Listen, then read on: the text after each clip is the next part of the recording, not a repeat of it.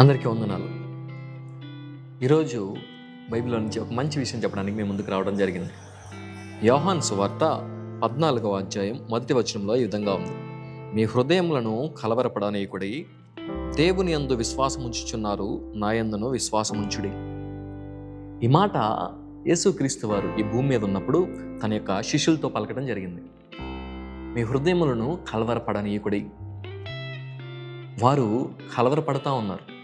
ఈరోజు మనము కూడా చాలా సందర్భాల్లో కలవరపడతా ఉన్నాం.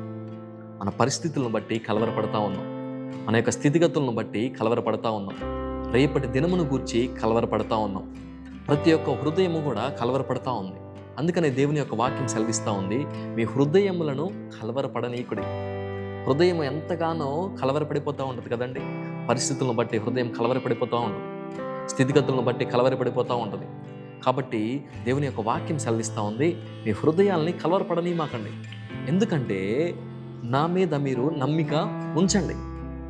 అక్కడ శిష్యులతో చెప్తా ఉన్నారు, మీరు దేవుని యందు నమ్మిక ఉంచారు కదా, అదే విధముగా దేవుని యొక్క కుమారుడైనటువంటి నా యందు నమ్మిక ఉంచమని దేవుడు సెలవిస్తూ ఉన్నాడు.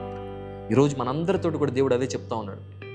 మీరు దేవుని యందు నమ్మిక ఉంచండి, కలవరాన్ని తీసివేయండి. అది ఎట్టి పరిస్థితులైనా సరే దేవుడు మార్చివేయగలడు. అది ఎట్టి స్థితిగతుల్లో అయినా సరే దేవుని నమ్మితే, ఆయన యందు నమ్మికుంచినటువంటి వారిని ఆయన ఎంత మాత్రం సిగ్గుపడనీయడు. కాబట్టి మీ కలవరాన్ని తీసివేయండి. చిన్న ప్రార్థన చేసుకుందామా? మమ్మల్ని మిక్కిలిగా ప్రేమించిన మా ప్రియ పరలోకపు తండ్రి, మీ యొక్క వాక్యం సెలవిస్తూ ఉంది మేము కలవరపడకూడదని. అవును తండ్రి, మా యొక్క హృదయములు ఎంతగానో కలవరంతో ఉన్నాయి. మా కలవరం అంతా కూడా తీసివేయమని అడుగుతున్నాం.